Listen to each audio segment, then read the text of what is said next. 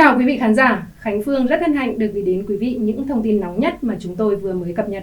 Và sau đây là những thông tin chi tiết, xin mời quý vị cùng theo dõi.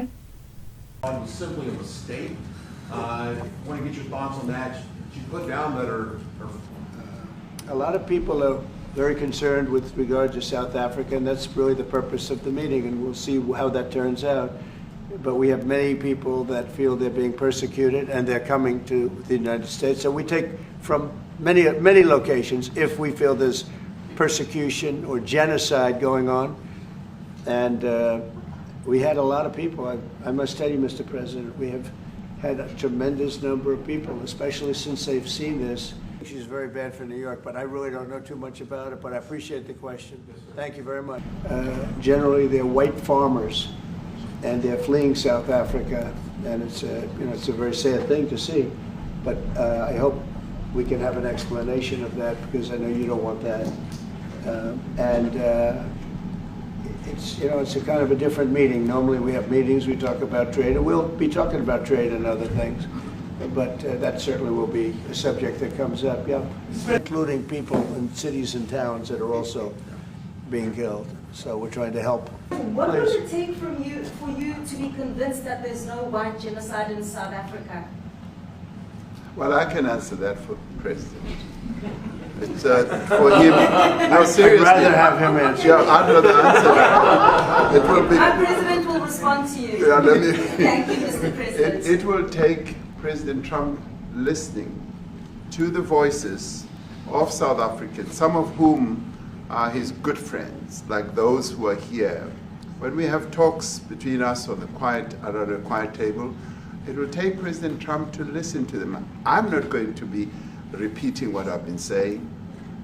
I would say if there was Afrikaner farmer genocide, I can bet you these three gentlemen would not be here, including my Minister of Agriculture. He would not be with me. So it'll take him, President Trump, listening to their stories, to their perspective. That is the answer to your question.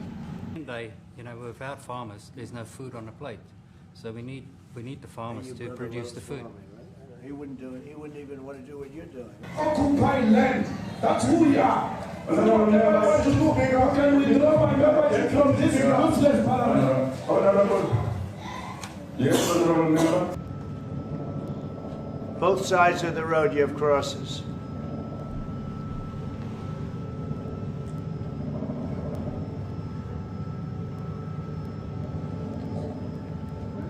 Those people were all killed.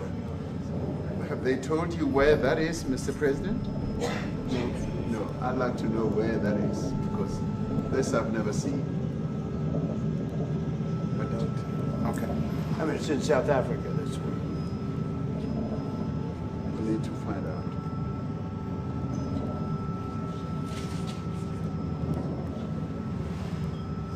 We are going to occupy land. South Africa occupy. What would you like President Ramaphosa to do about the situation I that we've don't just know. seen on the screen? I don't know. Look, these are articles over the last few days. Death of people. Death. You can't go there. He said they want to take your legislature. Well, let me clarify that. Yeah, let me clarify that, because what you saw, the speeches that were being made, one, that is not government policy. We have a multi-party democracy in South Africa that allows people to express themselves, political parties to adhere to various policies, and in many cases, or in some cases, those policies do not go along with government policy. Our government policy is completely against what he was saying, even in the parliament. And they're a small minority party, which is allowed to exist in terms of our constitution. But you do allow them to take land. No. You do allow them to take land. Nobody can take land. And then when they take the land, they kill the white farmer. And when they kill the white farmer, nothing happens to them. No, there is nothing happens to them. There is criminality in our country. People who do get killed unfortunately through criminal activity, are not only white people. Majority of them are black people. And we have now The been farmers are utilized. black. The farmers are not black. We I don't now- say that's good or bad, but the farmers are not black. And the people that are being killed in large numbers, and you saw all those grave sites, and those are people that loved ones going, I guess on a Sunday morning, they told me, to pay respect to their loved ones that were killed. Their heads chopped off. They died violently. And, you know, I mean, we're here to talk about it, and I didn't know we'd get involved here. But I will say this, that if the news wasn't fake, like NBC, which is fake news, totally, one of the worst, ABC, NBC, CBS, horrible. But if they weren't fake news like this jerk that we have here, if we had real reporters, they'd be covering it. But the fake news in this country doesn't talk about that.